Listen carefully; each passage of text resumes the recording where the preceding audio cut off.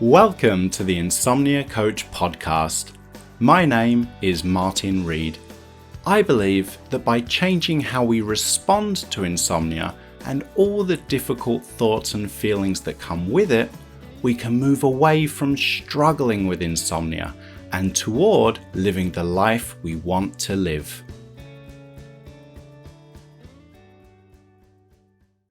The content of this podcast is provided for informational and educational purposes only. It's not medical advice and is not intended to diagnose, treat, cure, or prevent any disease, disorder, or medical condition. It should never replace any advice given to you by your physician or any other licensed healthcare provider. Insomnia Coach LLC offers coaching services only and does not provide therapy, counseling, medical advice, or medical treatment. The statements and opinions expressed by guests are their own and are not necessarily endorsed by Insomnia Coach LLC. All content is provided as is and without warranties, either express or implied.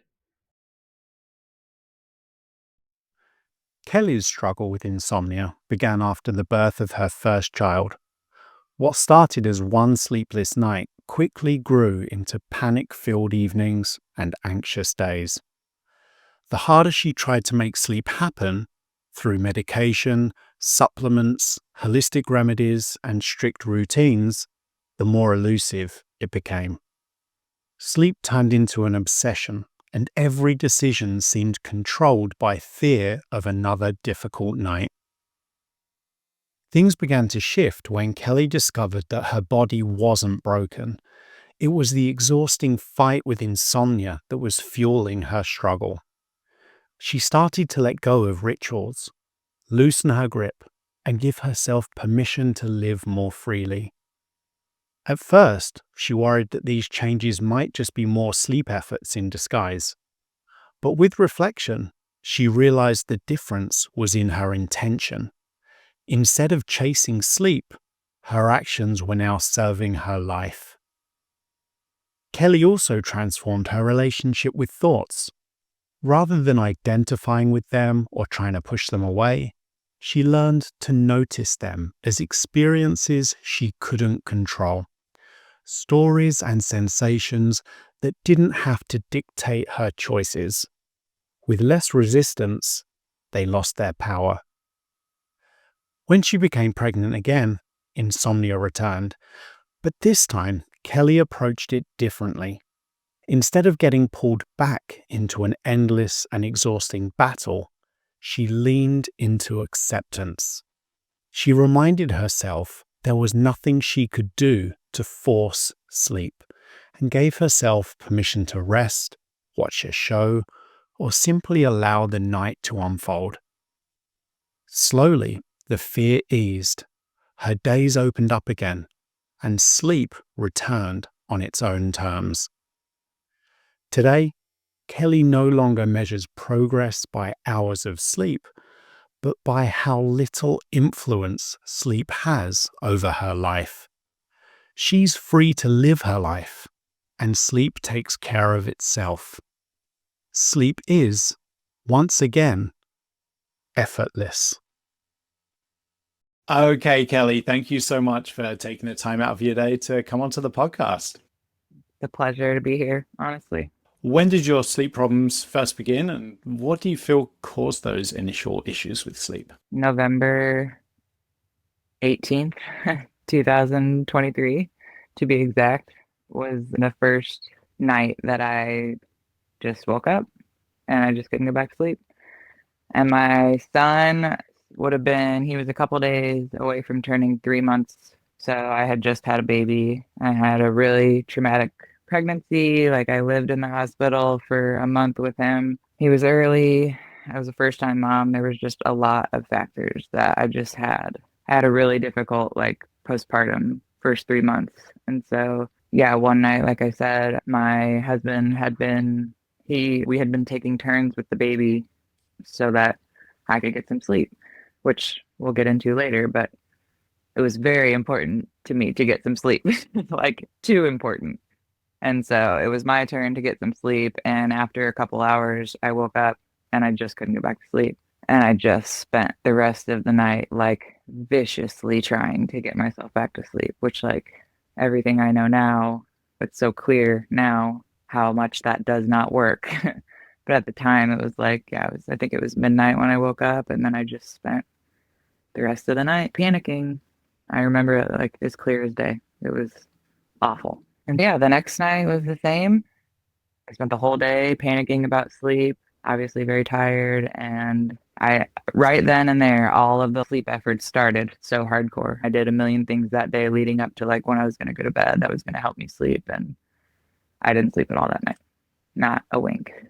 And yeah, that's where my story begins. If you're finding this conversation helpful, please take a moment to click the like button. And if you believe more people should hear real stories of recovery from insomnia, consider subscribing to the channel. Every like and every subscription helps these conversations reach more people who need support. Thanks for being here. So were you at home at this time? Is this after you were back home from the hospital? Yeah, we had just started getting into a pretty good routine. Like we would take turns. One of us would have the baby for a few hours and then we'd switch. And so I was home.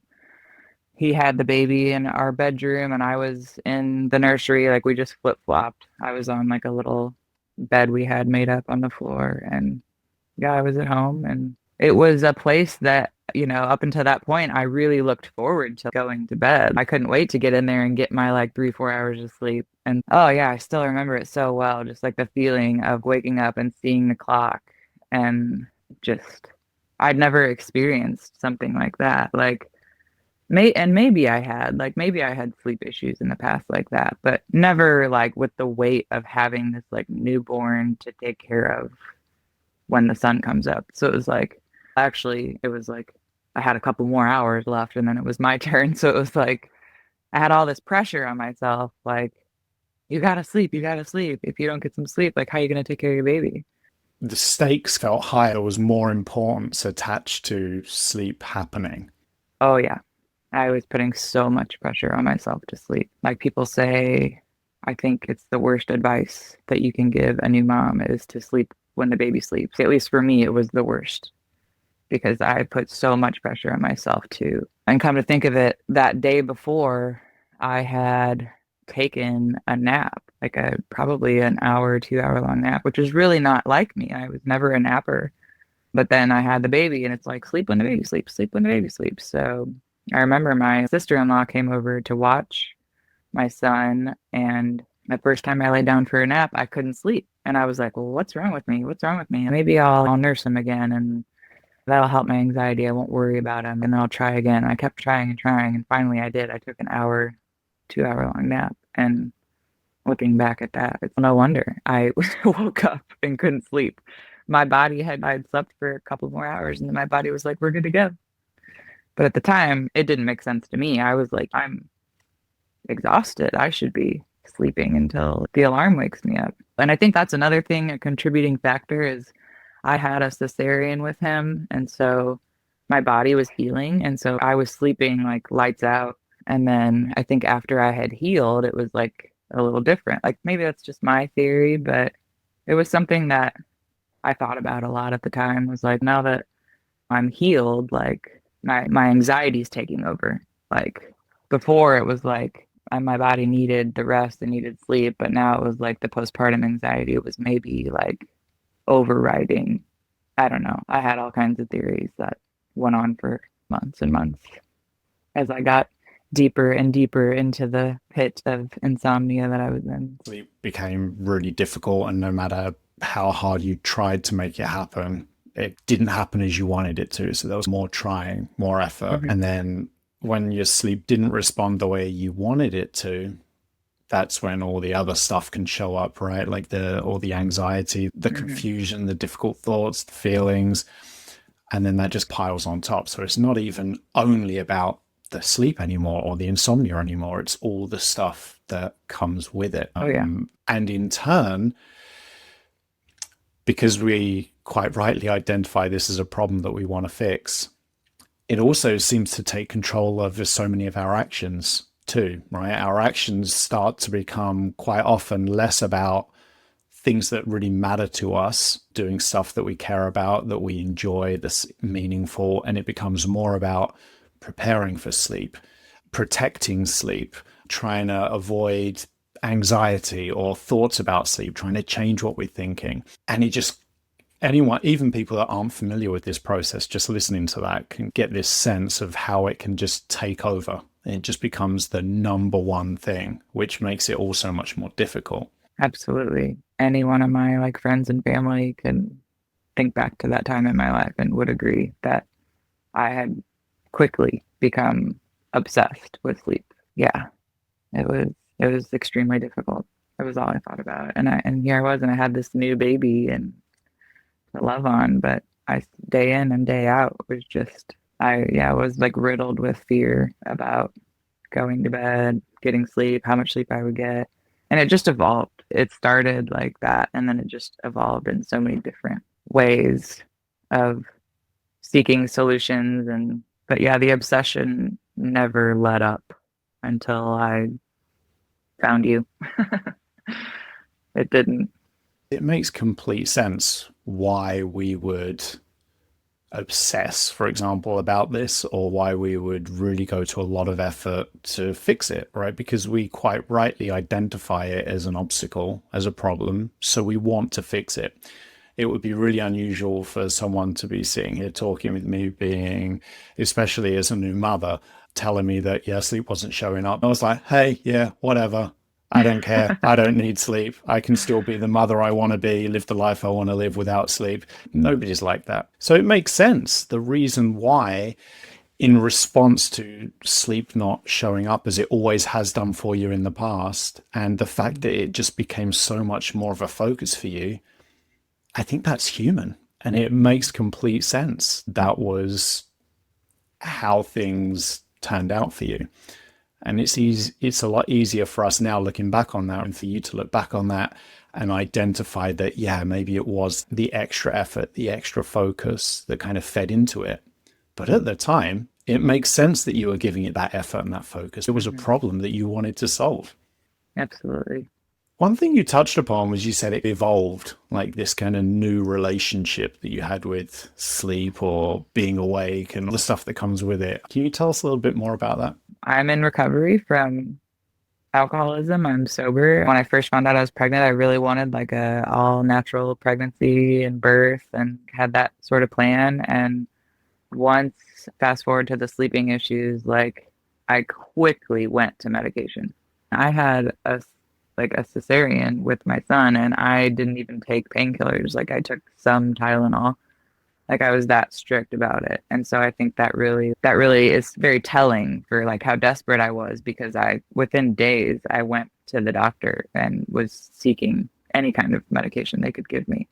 And so that was like the first evolution of me trying to solve my sleep problems. And gosh, it was like medication, and they tried to give me antidepressants, and I was really on the fence about doing that. I started like with some antihistamine, like anti-anxiety meds, and like that briefly worked for a little, but then of course they stopped. And so then I went down like a holistic path, and I don't know if maybe evolution of it is the right word, but it was just so many different avenues that I found myself going down. And those are all, again, additional things that I would obsess about, as opposed to being present in my life. Like with my new baby, it was medication, then it was like the holistic path. Like I had my yoga teacher come over, and she played sound bowls for me, and we had all these oils, and you name it, I tried it. And so that was my thing for a while. And I was doing weekly therapy and all kinds of, I had natural tinctures and stuff. And then I'd have another bad night. And it was like, maybe that's where the evolution part comes in, because it was like each time I found a little bit of a solution and then I had yet another bad night, it was like I would get deeper and deeper into this like place of like darkness, because I just felt so doomed. Like I just felt so hopeless, because it would be like this glimmer of hope. Oh, the medication is working. But I knew deep down, like I really didn't want that. And so I'm like, oh, okay. It was always the holistic path for me. It's my postpartum and all these things that I'm having issues with. That's really where the answers lie. And then I'd have another bad night and it was just like I said, just deeper. And so it started November, December, January, February. By the time February, a couple months of this went by, like I was so like bad off, I would say. Like I was so depressed and just so, and I found myself just feeling like unable to enjoy my life, really. Like, and my son was almost 6 months old at that point, and of course there were good days here and there. Like there were good days here and there where I would have a good night of sleep. But I have a journal that I can look back on that even on those good days, I would journal obsessively about, okay, I had a good night. There's hope. It was just all consuming. It was all consuming. And then again, another really bad couple of nights in February, and I just like completely threw my hands up and I went and saw like a regular doctor and I asked for like some hardcore medication for me. And that's when that started. And so that was like my next level of, and I started taking Ativan, which for me is somebody like in the sober community is, you don't do that. But I was like, I was desperate. And yeah, that started in February and it was just a roller coaster ride the rest of the way. I get the impression that one of your superpowers is problem solving. You're an excellent problem solver. You were trying a lot. You were fully committed to fixing this problem. And it's unfortunate that insomnia is probably the one thing that doesn't respond well to that superpower. It's like the more attention we give it, it's like turning on a valve of oxygen for it. It just gives it more life. It gives it more power, more influence, and it becomes more difficult. And like you touched upon, not only does it become a bigger focus, it gets more power and influence. It's almost like how we might sleep from night to night absolutely predetermines the quality of our day, each day. So like you said, we might notice there are some good moments, but then we're still going back to, yeah, but it would be different if I'd have got a certain amount or a certain type of sleep. Or that good moment only happened because sleep happened in a certain way. Sleep doesn't just become one part out of the million different aspects of our life. It becomes the predominant part of our lives. Absolutely. 100%. It's exhausting, even thinking about it. It's so exhausting. It's not a fun way to live at all. You'd obviously tried so much to address this problem. When you came across my work, after you'd already tried so much, what kind of resonated with you? What made you think this is something different I haven't tried, or this is something that I might get value from or might be useful for me? Believe it or not, like leading up to finding your podcast, I was actually afraid to admit that I was struggling with insomnia. I was always labeling it as something else. Like it was my postpartum anxiety. It was this, it was that. So I had never had the courage to like even search solution for insomnia. Like even the doctor I saw suggested cognitive behavioral therapy for insomnia. And I was, no, I just need my baby to get older and sleep through the night and then I'll sleep.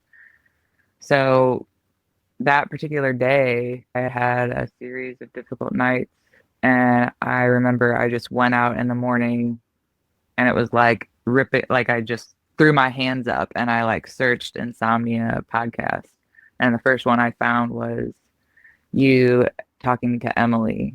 And it was just like I was listening to someone talk about my life. Like her insomnia started after she had a baby and like she tried medication, it worked for a while and then it stopped. And it was just like I got goosebumps like listening to it. And I just felt like somebody was like shaking me and was like, and I can remember her talking about the letting go and the like living her life in spite of how her night went. And I always knew deep down that one day I'm going to have to learn to live. Like my son's never going to stop waking me up, or at least not for years. And so I was like, I just knew I was going to have to find a way to deal with the fear of waking up. Because by that point, like I had a really big fear of waking up in the middle of the night at all, which is inevitable. And I knew I was going to have to learn to overcome that. And yeah, for me, when I heard that, it just was like a light switch went off. And I was like, this is it. Like, this is the avenue. Because it's like I was always addressing symptoms before. And I knew that it was like, I knew it was this fear I had.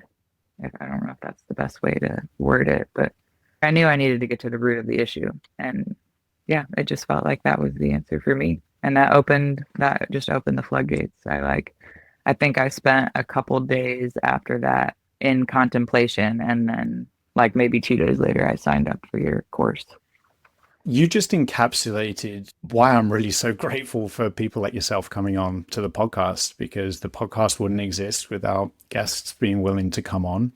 And it can be so reassuring, I think, to hear that when you're struggling, you're not alone, that what you're experiencing is really difficult and other people are experiencing it too. And like you shared, it can be remarkable how similar everyone's experience with the insomnia struggle is from person to person. And when you're trapped in that struggle and you really think that, you're alone, that something is uniquely wrong, that your sleep system must be broken, that there's no way out. And then you hear someone describing all the same concerns that they had, all the things they tried that tended not to work or didn't get them the results they wanted. That in itself can just be so powerful. And then to hear how these individuals moved forward and away from the struggle is just so powerful. And like you said, it doesn't create a magical transformation, but it gives you that sense that you're not alone, you're not unique, you're not broken, and that there is a way out.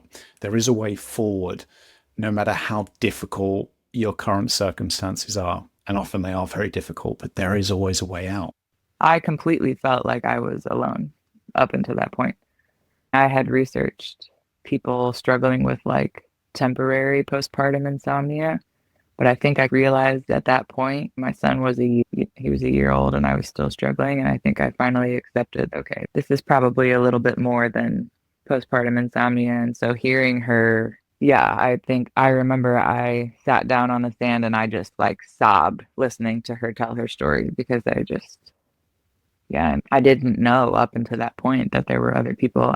And like you said, like how similar our stories were, like I was blown away. I couldn't believe it.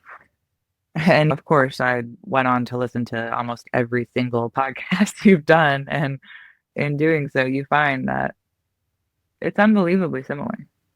The qualities and the things we go through, like most of them are onset like by different things or triggered by different things, but we all seem to respond the same way, which is just fascinating. It's fascinating.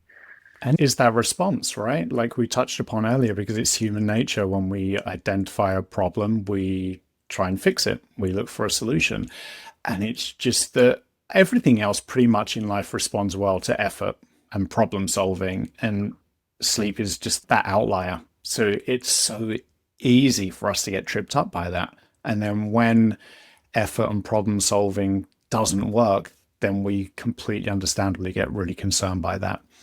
One thing you mentioned when you listened to that initial podcast with Emily was you come to this realization that it was time to face the fear, was the phrase you used. And you said that you're not sure if fear is the right word, but what the impression that I got from when you were talking about that was it was about this idea of trying to reduce the power and influence that sleep has over your life, for example, by still doing things that are important to you.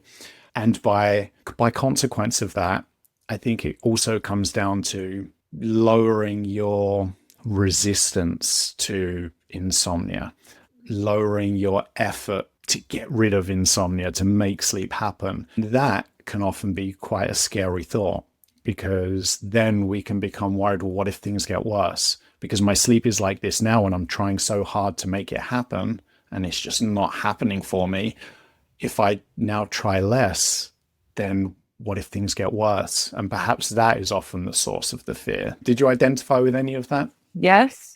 And I too think that at that point, I was so ready for sleep to be less important to me that I almost like with ease, I would say, started giving up some of my sleep efforts. So in a way, like I understand what you're saying and it makes perfect sense. And I think I was doing that all along in the past. But then like once I heard her and heard her success, I was just so ready for sleep to be less important to me. It was of course, yes, very scary, the idea of like perhaps getting less sleep. And in my case, like giving up the medication, like there were lots of things that were very scary for me, but I was so ready. I felt like a prisoner and I just wanted my life back. I looked at other people around me who didn't go about their days talking about sleep and thinking about sleep. And I just wanted so badly to have that. So, yes and no. It was a bit of both. That makes sense. So you knew that changing your approach would be hard, but at the same time, you knew that what you were experiencing now was hard as well. But by making changes to your approach, you were giving the opportunity for things to change. Absolutely. And like I mentioned before, like it's a part of being in recovery. Like quitting drinking is not easy. It's the scariest thing in the world, but I wanted my life back. So it was like it fell into that category for me too. It's like I knew it wasn't going to be easy, but I was so done with living the way I was living that yeah, it was almost freeing, I think. I almost immediately started having little bits of success, like just by letting go of the many restrictions I had placed on myself up until that point. I spent so long doing all these little things that like you hear other people mention on their podcasts. Like I couldn't have any like light in my room. I like had to be in bed by 7:30. There were all these things. I never watched TV after I put the baby to bed. Like I never ate past like a certain time. And so it was very freeing for me to let go of those things and just trust. I started having some trust. It was all fear before that. Everything was just fear. Like fear driven, fear motivated. What I did and didn't do was driven and motivated by fear. And in addition to the medication I was taking, I was also like, I ritually or every night I took a very specific amount of these like supplements too. So like it was a loaded like bedtime routine I had. And like I immediately stopped taking those. I knew they didn't work, but I was afraid. Like I didn't want to stop because what if it was helping me sleep that night? But I just knew it was like I finally was like, oh my gosh, Kelly, what are you doing? Like enough. Even before the sleep changes, or even before you might notice you're getting more sleep or sleep is changing in any way, as soon as you start to break down those rules and those rituals, it's just freeing, right? You're having to do less. And by consequence, you're also feeding the insomnia less. You're not giving it all those supplements. You're not giving it that action of turning off the TV. Your actions are now serving you again, or they're at least more likely to be serving you. I mean, you're reducing the power and the influence that it has over your life. And those things, like I say, that it was so freeing and I did it immediately, but it was scary. I remember one of the first nights laying on the couch and like watching a movie, and I was very anxious the whole time, like watching the clock get later and later. But I just reminded myself, like, this is just part of it. And it's not like that now. It was then, but it's not now. So you mentioned that one of the first things you did was just to start identifying those rules and rituals and just breaking them down, giving yourself permission to do stuff that you wanted to do without letting sleep be the kind of main concern or the main priority in your decisions and your actions. As you were working through the course, now you're able to look back. What were the other changes that you made that you feel were particularly helpful? I think I mentioned before, like I had some pretty quick success in the beginning. So by the time I got to like week 2 and the sleep window, very brief success, like a week of success. But for me, that was pretty monumental. But by the time I got to week 2 and the sleep window was suggested, I was like, huh, maybe I don't even need that. But of course, like in time, it proved that I did. And once I started implementing that, it was scary and it was difficult at first, but that became really helpful in the beginning for me. I think like especially the getting out of bed in the morning at the same time became helpful. Gosh, so many aspects of the course were helpful for me. But I also remember not checking the clock. That was huge too. Gosh, I used to like, I was crazy about how long the stretches of sleep I was getting were. And then to just remove that, it was such a weight off my shoulders. And I think, and that lasted for months, like wanting to look at the clock. Like even on my difficult nights now, I still go back and forth with should I look, should I not? Like, but it's one of those things that I remember it got easier. Like I had all the clocks blocked out for a while. But again, like I don't do that anymore. But those two things were really helpful for me. So many of the like just talks about our thoughts and like how we can't control them are still like mantras for me in all aspects of my life, like not just sleep, even on just like regular bad days. And we have, as humans, we experience like disruptive, unpleasant like thoughts. And it's so helpful for me now to be able to just be like, I find myself doing it often. I'm like, that was an interesting thought. But I don't like I identified with my thoughts before. Like I was my thoughts. Like I was this living, breathing, walking thought about sleep, and that's all I was. Like, and so like the process of going through the course, and there's so many reminders in the course about just thoughts. They're out of our control. They're not, they don't define us. And yeah, so that kind of goes in line with to be awake exercise, like just identifying like thoughts. And I do it almost every time I find myself like awake and not falling back asleep. It's more of just a natural practice for me now. At the time, it was like, I wish I could find the right words. It was like, I think you even mentioned it. It's just like anything else. Like with practice, it just becomes so much easier. But then I really felt like I was like, it was doing, it was still like effort for me. And now it's become more of just like part of who I am, if that makes sense. It does make sense. And one thing I remember when you were working through the course was a lot of the concerns that you raised with me were related to the intention behind your actions. Am I just knocking down a whole bunch of sleep rituals and rules, and now I'm just replacing them with something else, with all this other stuff? Which is a completely understandable concern. And it's helpful that you raised that, because then we could explore that further and we could really focus on what your intention was when you were making these changes, when you were taking this new approach. For example, the sleep window of having an earliest possible bedtime and a consistent out of bedtime in the morning, regardless of how you might sleep from night to night. If our intention behind that is to somehow make a certain amount of sleep happen or a certain type of sleep happen, then it's probably not going to be helpful. Because the true intention there is really, it's a tool that is intended to help us move away from chasing after sleep. Because when we're chasing after sleep, we're more likely to do things like going to bed earlier, staying in bed later. And it comes with some bonuses too, like the consistent out of bedtime means that we have that opportunity to be out of bed and live our lives, do stuff. It ensures that we're going to be out of bed and building up some sleep pressure during the day, and then we're not necessarily going to be going to bed at night when there's not enough sleep drive to happen.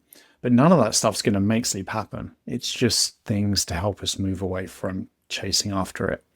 And the same, for example, with the awake exercise, which is just about acknowledging the presence of being awake, of wakefulness, acknowledging the presence of the thoughts and the feelings that can come with that, and practicing building skill in allowing that stuff to exist with a little bit less struggle. Because if our intent behind that is to get rid of certain thoughts and feelings or to make ourselves fall back to sleep again, it's not going to do anything for us. But if our intention is the right intention, which is to build skill in experiencing this stuff with less struggle, less resistance, then we're more likely to get something out of it. I'm so glad you said that because that like intention part was so tricky for me. It's like my problem solving insomnia brain was so sneaky.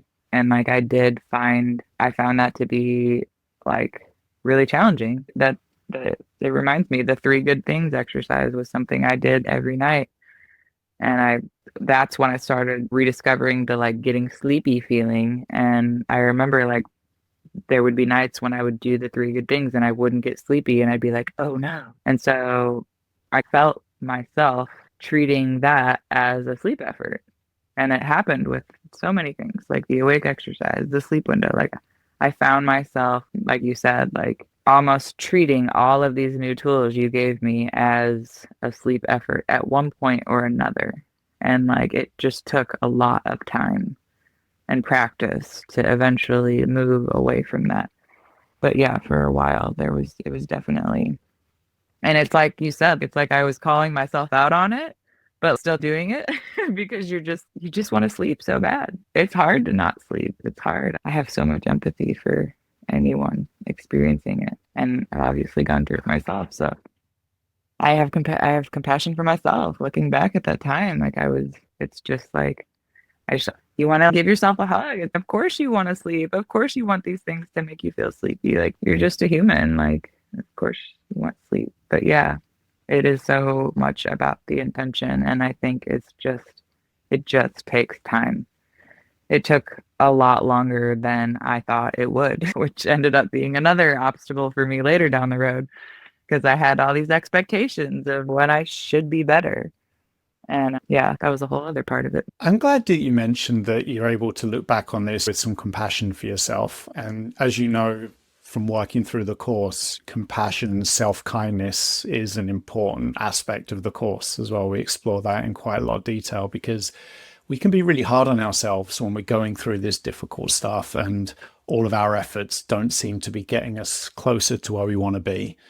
And when we are harder on ourselves, it rarely makes things any easier. So I think it's important to be able to reflect back on our history with compassion, but also to be kinder to ourselves in the moment as well when things are difficult.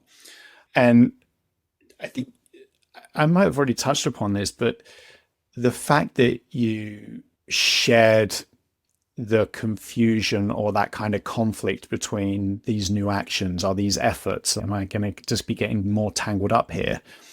It's a real strength because it gave us that opportunity to dig a bit deeper and to kind of reestablish what the actual intention is. Because when it comes to sleep, really, what do we need to do? Nothing.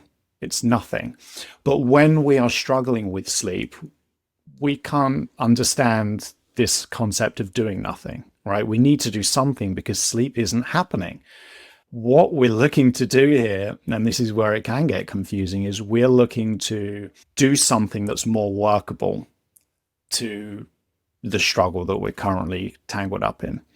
So when we are really struggling, we want to do nothing, but we're not really sure how to do nothing. So what we're doing as you work through the course is we're looking to replace the actions that just create more struggle with actions that can help us build some skill in doing nothing, I guess, is the best way to do it, in terms of not having to fight with the wakefulness when it shows up, not having to fight the thoughts, resist the thoughts, try and change the thoughts, get tangled up with the thoughts. And that requires some action because we're so entrenched in the struggle with them. But all of this stuff is really, the ultimate goal is to get us to that place of where we feel like we don't have to always intervene when sleep doesn't happen as we want it to, when certain thoughts and feelings show up. Am I on the right track here based on what your experience was at the time and now you're able to look back on what your journey has been? No, absolutely. It was such a hard concept for me to wrap my brain around. Finally, I just, like you said, more workable approach. I was doing better for months, and then I had my relapse, if you will. I found out I was pregnant again, and I just re-triggered all those feelings. And it wasn't until that second time that I picked up this new mantra, which sounds almost negative at first, but for me, it's been really powerful. And it's just that there's nothing I can do about it. There's nothing I can do. I repeat that to myself so much, not in a harsh way, but just in a totally just like hands up, there's nothing I can do about it. If I can't sleep, there's nothing I can do. I cannot force myself back to sleep. So I started watching reruns of The Office. It's one of my favorite shows. I've watched it from beginning to end so many times, and I just was like, all right, we'll just watch it again. And I would just watch episodes of The Office, and it was just a letting go it just took a long time. And yeah, one of the lovely side effects of pregnancy is insomnia. So I have nights often where I can't sleep, and I'm just like, there's nothing I can do. And I don't like it, but I'll watch The Office, I'll watch some Friends, and I just remind myself, like, and some nights are harder than others. Some nights I'm full of feelings, and I'm really not happy about the fact that I can't sleep, and just acknowledge those feelings. And it's just, there's nothing I can do about it. And with that approach of less resistance, more acceptance, it doesn't necessarily mean that because you're accepting wakefulness, you're happy that you're awake. It's not about that. It's not about pretending that you wouldn't much rather be asleep. It's more about just accepting that you can't control this. There's nothing you can do to make yourself fall asleep. When sleep still doesn't show up, you're out of bed in the morning, going about your day. How was the way you responded to that night affect things the next day, or affect the power and influence that the night had over your daytime life, for example?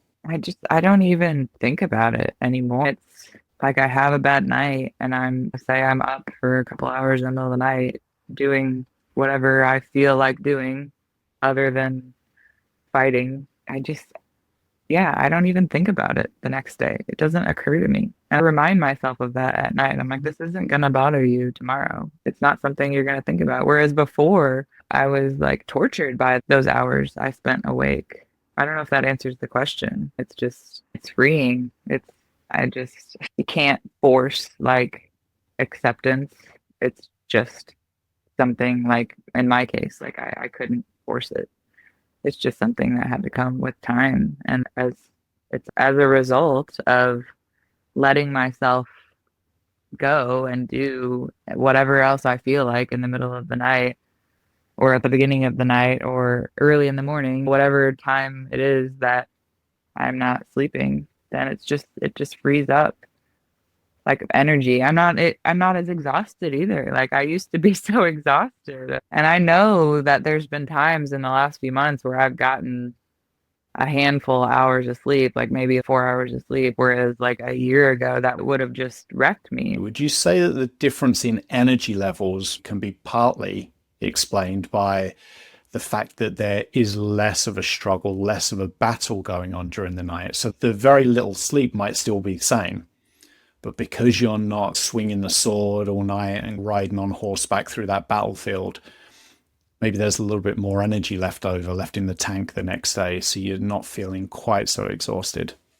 Yeah, absolutely. It's emotional, like it's stress, it's energy. Like I know for me, like those nights of just battling and being so upset, like that's an exhausting way to use your energy. Like, and that's part of your 24-hour day, right? So you're in bed, you're not sleeping, and I was a wreck during those nights. Like, I'd wake my partner up, cry, get angry, like you name it. I went through the motions of the struggle of that for so long. And so, yeah, it's absolutely just reminding myself on these nights that I'm at least resting.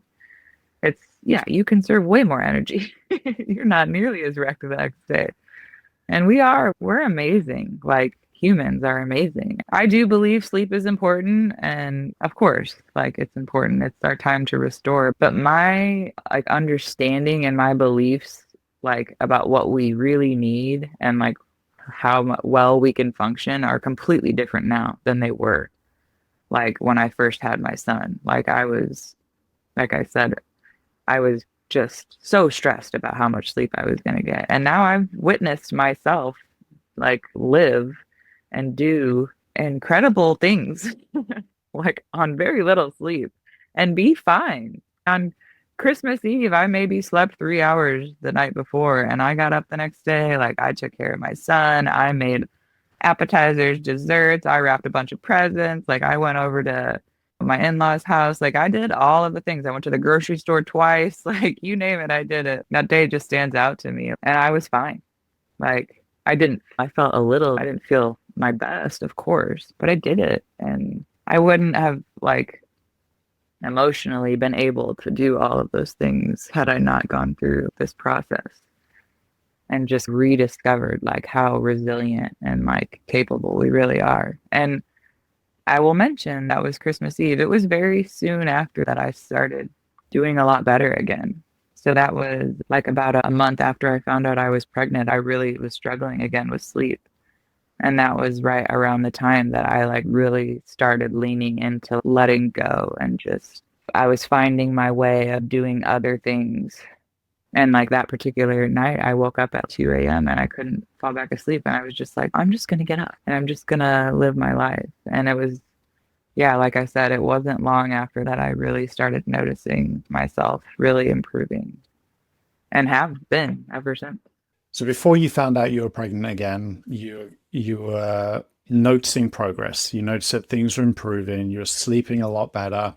You were perhaps measuring your progress at that point based on how you were sleeping. And then when you found out you were pregnant again and sleep became difficult, the difficult thoughts and the feelings all started to show up, then it felt like, oh, there was no progress after all, because now sleep isn't happening as I want it to happen. And that in turn creates a lot of confusion. Or now what? Am I back to square one? What do I do next? When you reflect on progress now, it's less to do with sleep itself, which can be helpful because, as you know from experience, sleep is out of your control. So using that as a determinant of progress can be a little bit tricky. But you're measuring progress based on something else now. It's more to do with, am I doing the stuff that matters to me? Am I preparing the appetizers on Christmas, for example? Would you say that's accurate? What would you say were helpful markers or measures of progress? It's so accurate. I'm so grateful that you understand what I'm trying to say. It's so accurate. One thing that really stands out to me, like when my initial success and I was doing pretty well for several months, is that in the back of my mind, every time I had a difficult night, I had like a time frame on things. Because if you listen to your podcast, like at the end, people say, oh, about 6 months after the program, I stopped thinking about sleep, something like that, or 3 months, or some people it was less, some people it was a year. So I was always like, I was counting the months. So let's say I started your program in August and here it is, it's October. I'm like, okay, I still have a couple more months I need to go and then I'll be good, if that makes sense. And so I was really like, I just had this like time frame on myself that I was almost unaware of until I had that opportunity to reevaluate how I was processing and like handling sleep issues when they would arise. And so after that second experience of like really struggling with sleep, which lasted, it was really difficult for probably 5 or 6 weeks. I've noticed that I don't do that anymore. I don't gauge whether or not I'm at the end of this. Because what's true for me is that I have difficult nights, maybe more than your average person. I don't know. I assume. I think genetically, I've always been a little predisposition to sleep issues, but there's just not that like gauge and that like marker for me anymore. It's so much less about doing and just like living. Now it's less likely, or it's not as able to pull you into a struggle when sleep doesn't happen as you might want it to happen. Before, if that happened, it would really throw you around. It would create a lot of confusion, draw a lot of your focus, your attention, your energy towards it. Yeah. Whereas now, if a night goes not according to plan, it's still something that you acknowledge. You're not pretending otherwise, but it's lost so much of its power and influence over you. It's not drawing you into a struggle. Your bedroom isn't a battleground anymore, and you're better able to just live the kind of life you want to live, do things that matter to you, independently of whatever might happen from night to night. Absolutely. It's interesting to me that the two can exist together. Like I can have these really difficult nights and I still have this life that I enjoy, like independently of however I slept that night. And that's all I ever wanted. And yeah, before this like second like relapse again, if you will, I think I was way more still wrapped up in how I was sleeping and like you said, like measuring my progress like that way. Then I realized it took like going through it again to realize like how much I was still judging my sleep. It's just not really about that anymore. I think that's evidence of just more of your own character strength as well, because it would have been so easy for you to just throw in the towel when you found out that you were pregnant again and you experienced that sleep disruption, to just be like, no, that this whole new approach that I did actually get good results from wasn't helpful for me, because otherwise I wouldn't be here right now. But instead you paused and you reflected and you were willing to explore some more. You reached out to me and we did some digging, and I think it came down to exactly what you mentioned, the intention behind your actions from night to night and day to day, and holding yourself to some kind of arbitrary timeline of where you should be or where you shouldn't be, or what you should be doing or not doing, or experiencing or not experiencing. And that was when we had that discussion about how helpful is it to pin all your markers of progress based on something you can't control, like how you might sleep from night to night. And perhaps it's more to do with the amount of power and influence this has over you, how the level of control it might feel it has over your actions. Like, is it insomnia controlling your actions? Are your actions serving sleep and insomnia, or are your actions serving you? And I think, like you've shared, that's really what helped you get back on track, was not holding yourself to specific timelines, not using sleep itself as the kind of marker of your progress. And all of that came from that real breakthrough, came from your own willingness to explore this, not to just throw in the towel because sleep didn't follow this beautiful upward chart of just ongoing constant improvement, which we all want to happen. Wouldn't that be nice? Exactly, but is very unusual. It's something that I've never seen, at least. I think still I look at my partner, he's like one of those people that he just, when he wants to, he rolls over, goes to sleep, like wakes up, doesn't matter how late he sleeps. And for so long I like compared myself, but like we can't do that. We can't compare. Like we're all unique and we're all just different, and we all sleep so different. That's another thing I really realized when going through your course and reading the forums. Some people wake up 6 times a night. Like I'm one of those people. Some people don't. Like it is what it is. And it's not that big of a deal. It's like we're just all unique. Yeah, and that is a great point. That is that comparison factor again, right? I mean, we always compare ourselves to other people and other people to other people. I think that's human nature. And again, when it comes to sleep, it's probably not that helpful to compare how we might sleep to how someone else sleeps. But there's a little insight there. So, for example, you talked about how well your husband sleeps. What does he do to make that happen? I've asked him. Finally, one day I did ask him. He's like, I don't know. I breathe. He does nothing. And it's possible to get back there. It is. It's been amazing for me to even witness my own transformation. I'll still get like tripped up every now and then, like thinking, I used to spend so much time laying there, like trying to fall asleep, and I don't do that anymore. But every now and then, if I lay down and I'm not too sleepy, I'm like, maybe I'll get back up until I am sleepier. But every night, it never fails to amaze me. I just fall asleep. And what a wonderful thing it is. I think that's important to mention too, that this can be a really good bonus side effect when we reduce that resistance, when we dial back that control agenda, trying to make a certain amount or type of sleep happen. Of course, it doesn't guarantee that sleep is going to show up as you want, but it quite often creates better conditions for sleep to happen. So overall, as a bonus side effect, the more we practice this approach of doing less, resisting less, we do usually notice that sleep does improve, because we're creating better conditions for sleep to happen, because we're not in a war zone at night. We're in a place where there's less resistance, there's less effort, there's just more openness and more flexibility to what shows up.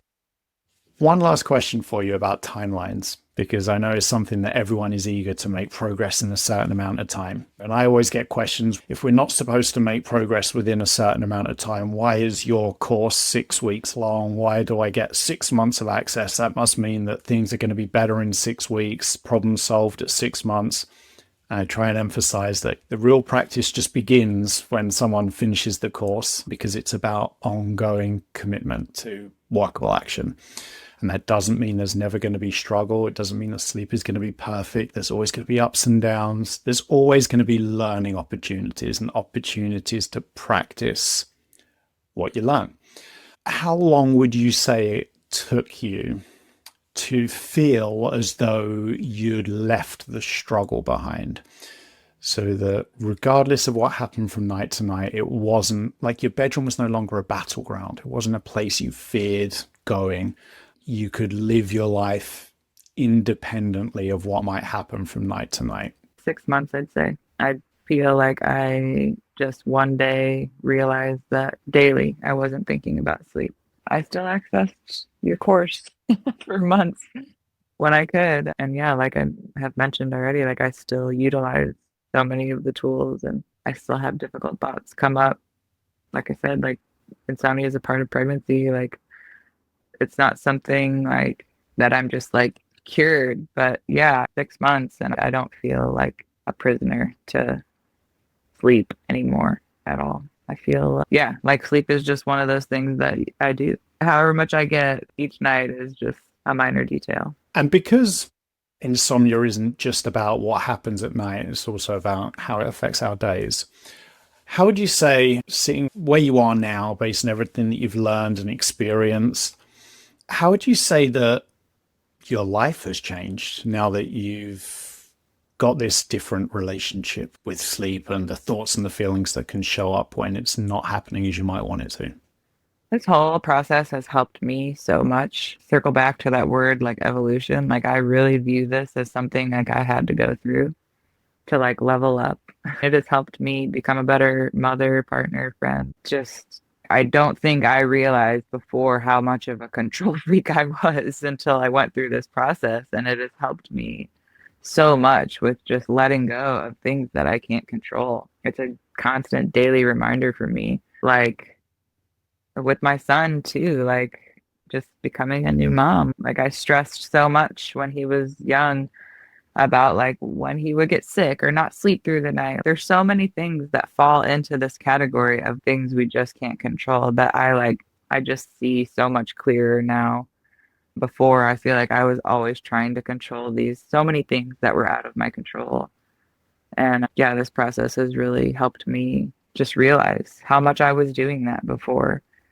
And it's like gentle reminders like all around me all the time that like there's nothing I can do about that. So we just let it go and live our life the best we can.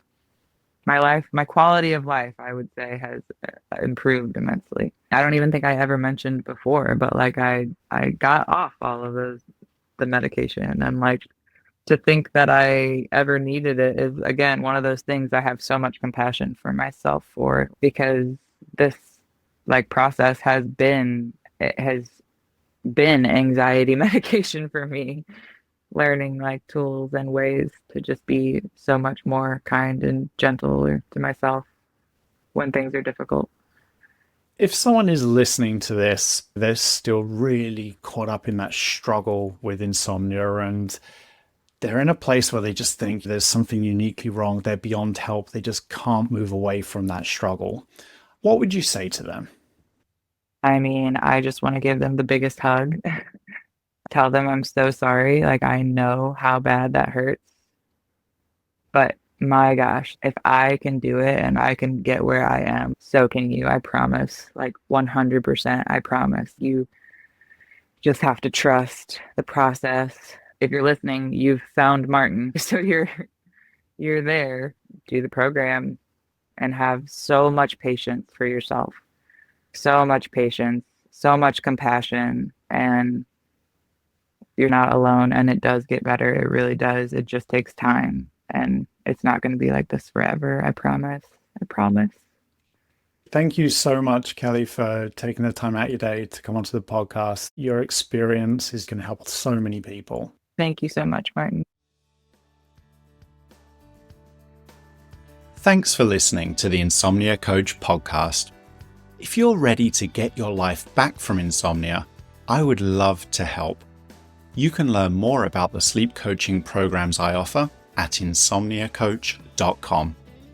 And if you have any questions, my email address is hello@insomniacoach.com. I hope you enjoyed this episode of the Insomnia Coach podcast.